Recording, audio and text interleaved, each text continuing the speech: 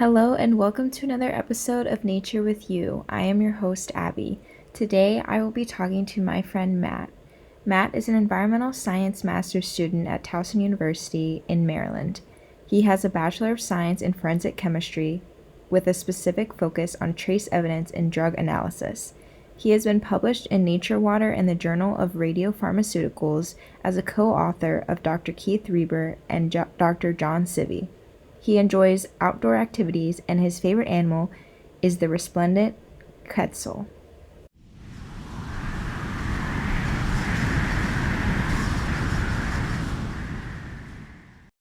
What scares you about nature? The most frightening thing about nature, I think, is your own insignificance to nature.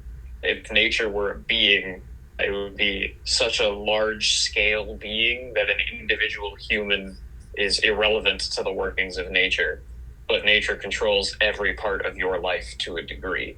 Okay. So I think that's inherently a scary thing. Like, your whole life is dependent upon the forces of nature, and the forces of nature don't have to be kind to you. But rather than being resentful towards this as a fact, realizing that nature is neither benevolent nor malevolent can help be like a focus towards having a fulfilling relationship with nature, where things that are scary and out of your control, you can just give up a little bit of yourself to that, and then you let realize, oh, this is a special, not as frightening thing as I think it is. Yeah. And it can definitely still be both scary and impressive or like beautiful in a more positive terminology. It can still be all of those things at the same time where we can still be in awe of natural things. For sure. But I'm glad you said you brought up we shouldn't be resentful, because it's also a big that's a great way to open your episode, by the way. Just be like, you are insignificant. But in reality, yeah. And I think humans have tried to flip that switch and tried to be in control of nature and natural resources and stuff. But I agree with what you said. There's no need to be in control if you can just be along with. Yeah. Nature provides. You don't need to go dredging up the ocean for rare minerals or anything. You just gotta work alongside it. Yeah.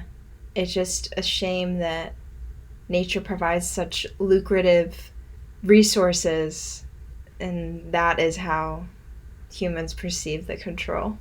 Who's in control of the resource? I agree. Yeah. All the squabbling over resources means nothing, because a hurricane could come around and just end it all at some point. You never know. Yeah. So why squabble over resources when I can go play in a park or something? That would bring me joy as well, over just the constant worrying and feuding. Audience, I'm not saying the thing that I just said to be a fearmongerer or scare you or anything. Abby said there's beauty in nature. Even the destructive bits of nature are necessary for the beautiful things. You can't have the spring greening or the thaw without the freezing. Right. You can't have, in some environments, you can't have new plants without a wildfire. Yeah. And the wildfire itself, in an instant, can be very pretty to look at.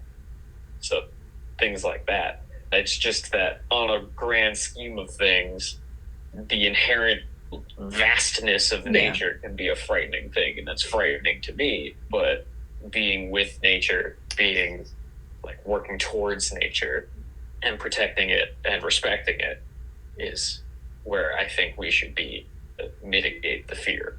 Yeah, definitely. I feel like it helps me if I try to understand natural processes more. I mean, that doesn't mean I'm going to be able to manipulate them to my benefit, but it just means, I don't know, it just helps me appreciate it, and just the intricacies and all the details, and how if one thing is out of place, it can shift the balance, but it will pretty much find a new balance, which is also really cool. So It's cool. It's cool to think about, and a little philosophical moment when you were talking about how a hurricane can just come in and destroy anything, and that just even further reinforces your point and the points I was making before, because it like doesn't really matter who you are, where it does matter where you are depending on hurricanes, but obviously It'd be weird if a hurricane hit you in Kansas. it would be weird.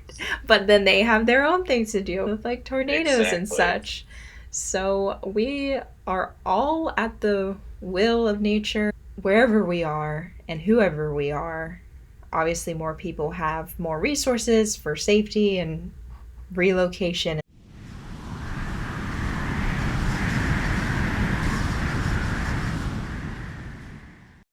What are some reasons you cannot spend more time outside? So I can't spend time or more time outside for a variety of reasons. Primarily for me, that those are health concerns. I'm asthmatic, amongst other things. So when certain environmental conditions occur, it's hard for me to be outside to the point where it could be dangerous for me to be outside. If air quality worsens, if it gets too humid, if it gets too cold, all of these things could prevent me from being in good health outdoors. So I'll have to be inside during those times or be very careful when I'm outside. I'm a student employee. Just by the nature of those things, have to be inside for good amounts of time, since I'm a chemist and work in a tutoring center and all these indoor spaces. Just pursuing my educational career goals and supporting myself, like paying rent and whatnot, I have to be inside for those things. And then I also admit to being a little bit lazy. Sometimes I just want to be inside, and there's nothing wrong with wanting to be inside. Though I do admit I could spend more time outside. Yeah. Because I do like outside. I like outside a lot. Yeah. Thank you for all of those. To the first, to your asthma, do you mind sharing a little bit more about that, and has it gotten increasingly worse? Because I know at least over the summer, the air quality has been pretty bad.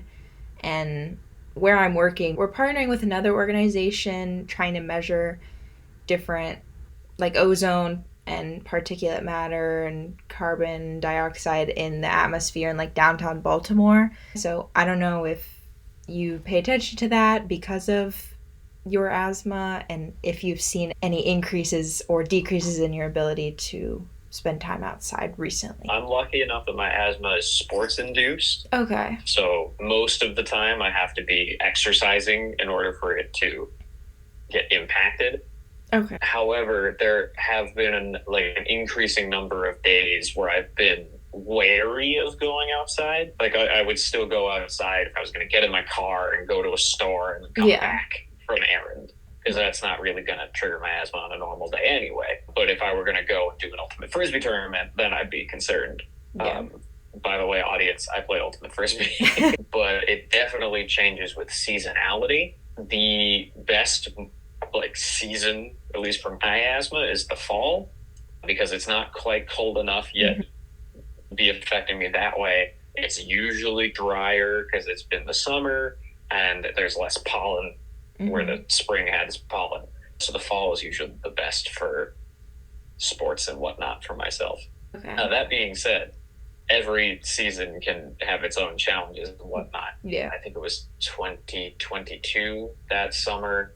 There was the wildfires in Canada, and all of the ash and whatnot was blowing down. So it was around my house that time. So I had to be inside for a week straight, regardless of exercise or not. Because that would have been real bad. So the only person actually in my family who did go outside for that week was my dad, because he's the only person who doesn't have asthma in my house. Wow. He was like your connection to the outdoor world. Kind of, yeah. Yeah. Wow. That's wild. And I have a few other people. I actually interviewed Christian last week, and he also talked about a reason for not going outside being a student and just trying to pay rent and stuff.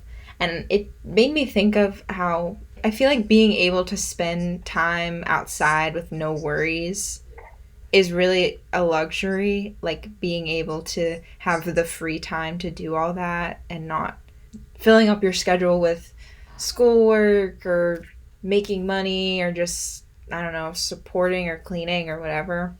I feel like I went into being a student as being, oh, I'm an environmental science master's student. Like, it's gonna be so much fun to just spend time outside and look at things all differently. But I totally did not do that. I was like in my kitchen, just cramming, studying, and I almost felt like a little less connected to the environment while I was doing that, which might be dramatic, but yeah, it's weird being a student, especially studying this stuff and talking about not spending time outside makes me feel almost hypocritical. I feel that, but I also have the opposite experience where for Okay. undergrad, I was 100% indoors all the time because you don't do chemistry outside, you do it in the lab. Yeah. And then coming in for environmental science masters, being like, we're going on a field trip. That is true. When I told my friends I would be going on a field trip that night, they were like, I didn't know that still happened. And I'm like, we've gone on some good field trips. Like the Chesapeake Bay Foundation Day, that was a really nice day. That was fun. And I still think about dropping my sunglasses in the oh my river by gosh. accident and then having to have the lady go get them. But it was so nice that she got them.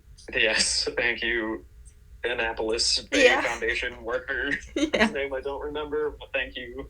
Yeah, but that was really cool and I'm obsessed with that building. I know we were only in it for a little bit, but That building was cool. it was That's very a cool building. cool.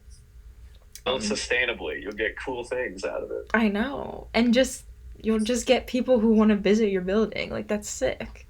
And you'll get two nerds on a podcast thinking about Yeah. the building. Even Dr. Allen, him and I were talking about it one time, talking about how the toilets, there's no flushing. Like you just go and you sprinkle sawdust over top of your droppings, if you will.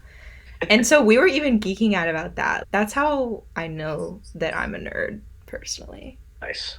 But yeah, even the hiking Patapsco, it was in Patapsco, right? I don't know. But that hiking trip. Hiking? Oh, Camp David. Yes, because that's where the president goes sometimes, right? Yeah, and that's Yeah. why we had to take that alternate route. Right, because Biden was there, I think. Somebody was there. I don't know if he was there, but Okay. somebody was. Yeah, somebody important was there, so we had to go on a completely different trail. But even that, we technically got a grade for hiking, so Yeah. that was cool. That was cool. It was fun. The geology trips were nice. It was just nice getting out of the classroom. Yes. I think the field trips were my favorite part for that class. Yeah, same. And it allowed me to spend more time in the Glen. Like, I had just walked through the Glen before, but never actually stopped or did homework in there. So that was nice. The Glen is awesome. It is my, awesome. My favorite place on campus is that, I think I told you that, where it's the intersection of the two stone paths. Yes. I don't know what about it. It's just a good place. It is. I actually took my supervisor at my on-campus job. She wanted us all to do like a bonding activity. So I came up with the idea to do one of those rainbow walks in the Glen where you like find something of every color in the rainbow. And we actually did. We found all natural stuff of all the colors in the rainbow in the Glen. It was a really fun little walk. Neat. Yeah. I'd never heard of that idea before, but that sounds fun.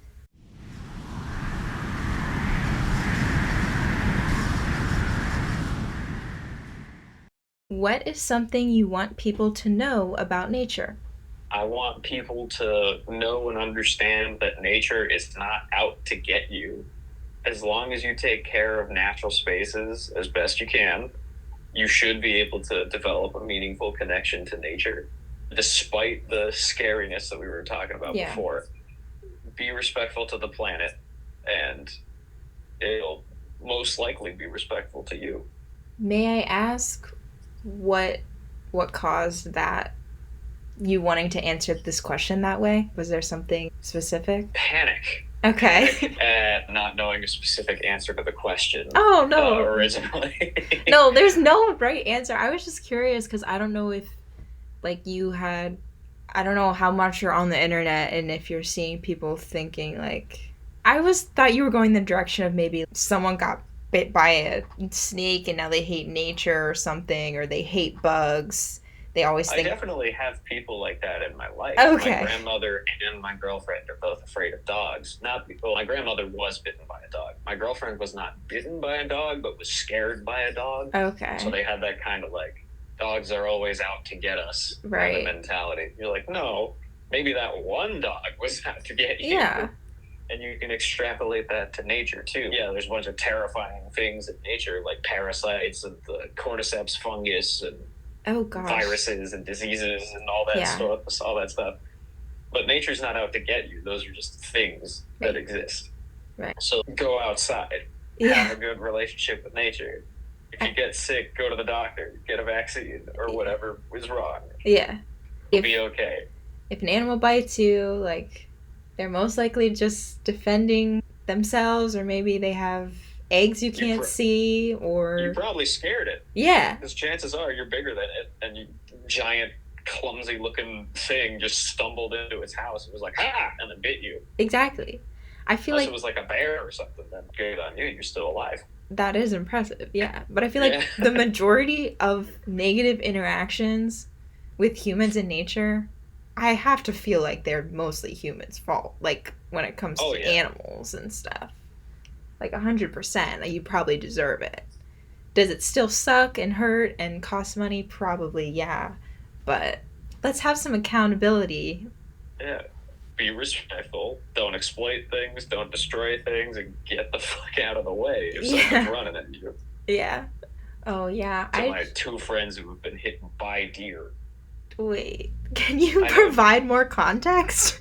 I have two individuals who I know who have been hit their person with a deer, Okay. as in a deer ran into their person. And was it intentional, or was the deer just running crazy because they didn't I know where was they were not going? directly there at those Okay. events, but I was told by those people that they were ran into by a deer. And I have to assume that they probably startled the deer and Yeah. it ran at them. Yeah. Be like, just don't. Don't scare the deer. Just don't say, yeah. I just also back to Glenn, like I would look up while I was walking through and there would literally just be a deer right next to me, like eating a plant, had no care in the world, just so desensitized to humans. Yep. Yeah. But it was cool for city I like kids it when who've like they're up never close seen like that. a deer. That would be cool. Yeah. When you're from New Jersey, or at least the area of New Jersey that I'm from, people have a very antagonistic relationship with deers. Yeah. Are they They're just like, constantly get out. yeah. Yeah.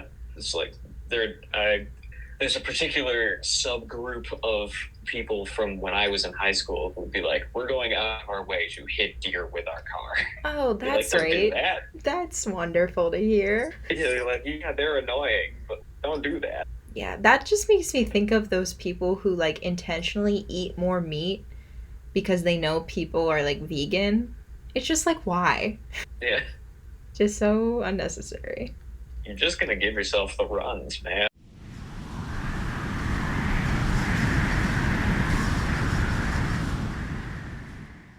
What natural phenomenon do you find most interesting?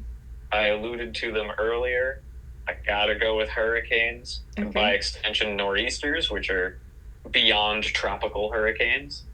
I don't have a specific reason for why. They're just really cool. They're super destructive, and I'm not trying to be morbid or anything, but Yeah. they're super destructive, and part of that's just rad.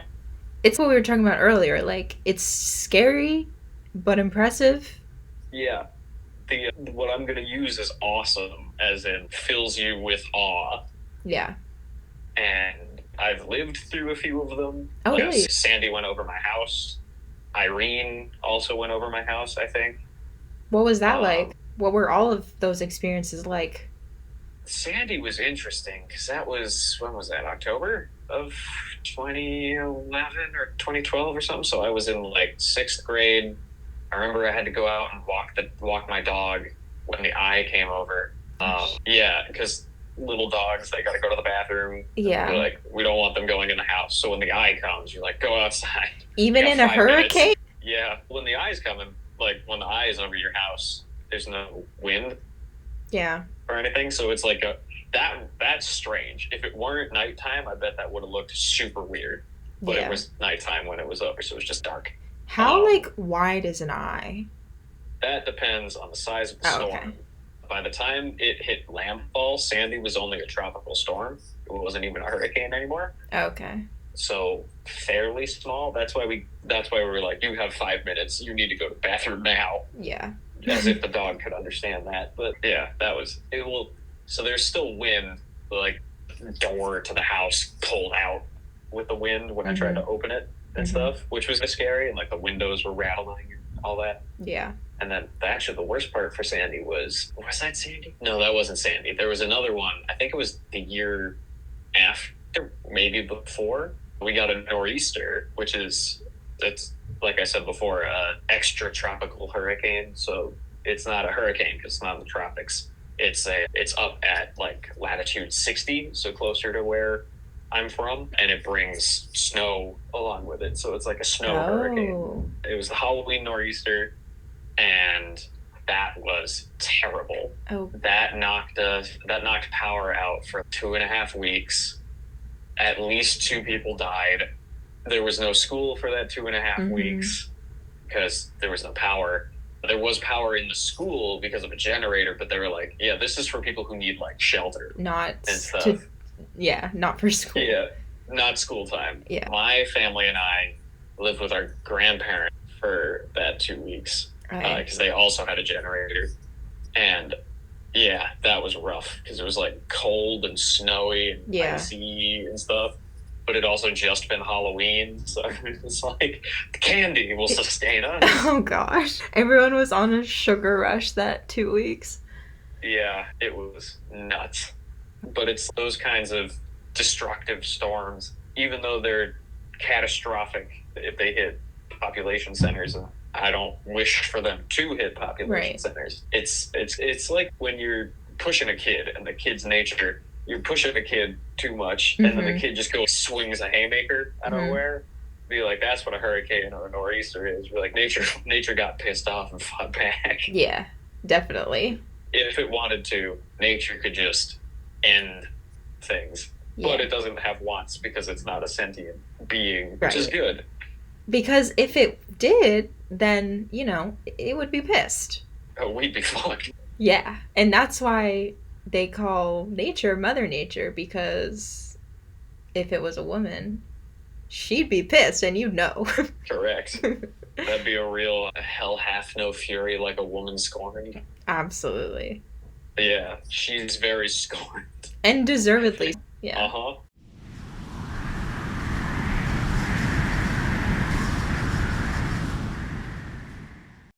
What do you know about climate change? I know a lot about climate change. Okay, what are the basics? The basics of climate change are that the emission of fossil fuels, or the burning of fossil fuels, causes the emission of greenhouse gases into the atmosphere. Greenhouse gases are gases that trap radiation from the sun or re-radiated energy from the planet in the atmosphere, and then reflect that light back down towards the planet, increasing the global temperature.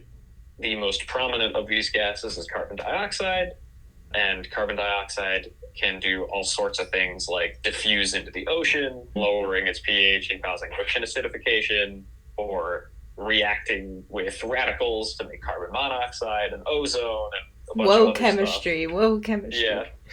We're venturing into a different kind of territory with that, so I'll stop there. But yes, all true and all well put.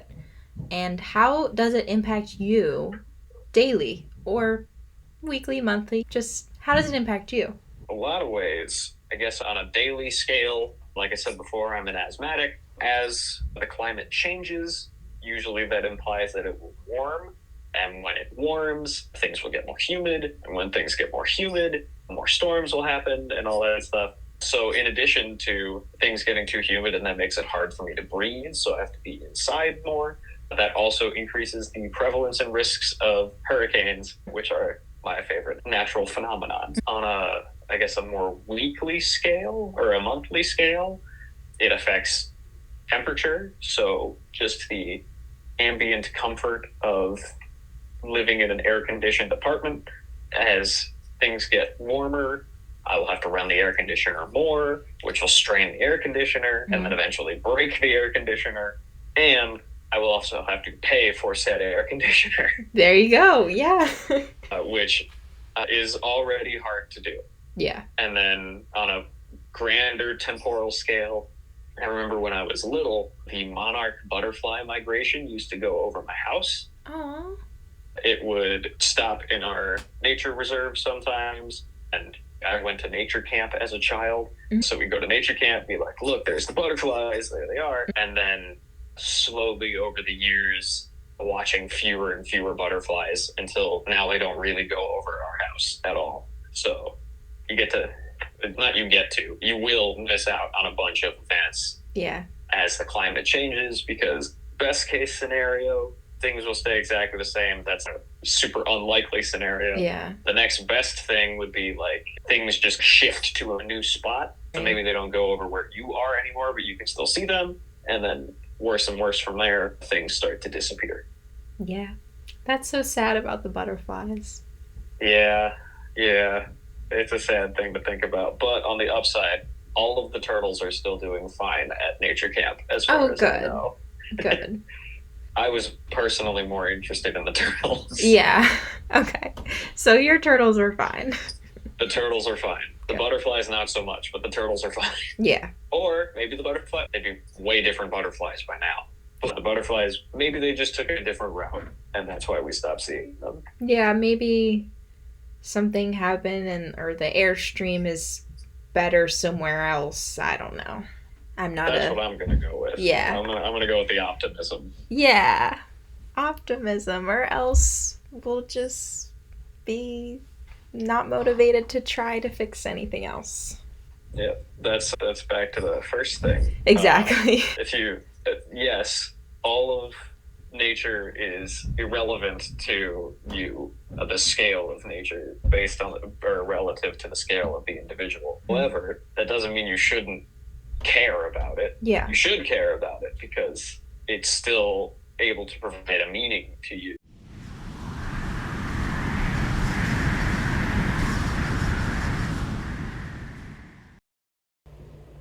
Thank you for listening to another episode of Nature with You. If you're interested in more episodes, search Nature with You on YouTube, Apple Podcasts, or Spotify. For more content, follow me on Instagram and Facebook. Thank you.